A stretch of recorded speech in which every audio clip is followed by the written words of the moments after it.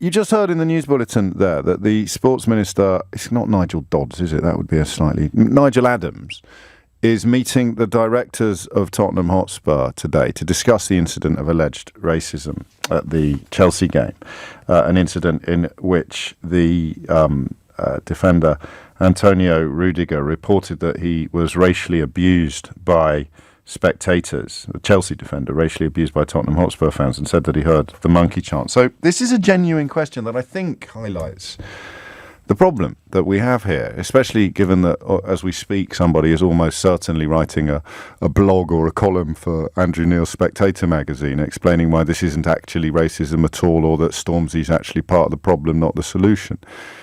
Because here's the problem. The magazine, of course, formerly edited by Boris Johnson and a staunch supporter of Brexit. Here's the problem, right? Nigel Adams turns up at Spurs today to tear them off a strip for having fans in the crowd who made monkey chants. I am a director of Tottenham Hotspur Football Club, and I say, well, thank you for coming, Minister. We obviously have no control over what our fans do, but we are going to root this problem out and do our very best to excise it from our football ground. Would it be okay for them to shout pickaninnies with watermelon smiles at black players in future? Now, what does the Sports Minister say? This is the point that Gary Neville was making. And that's the question I'd like you to at least try to answer from any angle you want this morning. So the Sports Minister, Nigel Adams, turns up at White Hart Lane. You know, you have to do a little double check these days, don't you?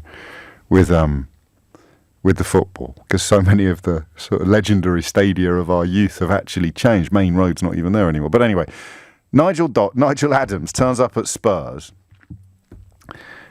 and demands answers to the racist abuse of a Chelsea player on Saturday, to which they respond by saying, well, we can't control what 30,000 people do in a crowd. Will it be okay for them to call black players pickaninnies with watermelon smiles in future?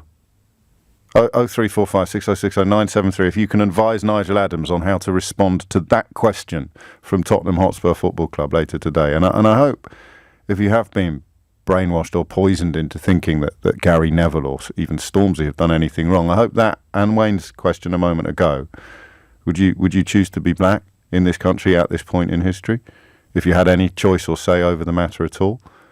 Those two little nuggets there should really unfold the whole issue for you. So we're going to come down like a ton of bricks on the monkey chants, Minister. Will it be okay for our fans to call black players pickaninnies with watermelon smiles? 03456 606 0973. If you were Nigel Adams, how would you answer that question? And if you can't, you'll understand why celebration, for want of a better word, of that landslide last week has been a strangely muted affair.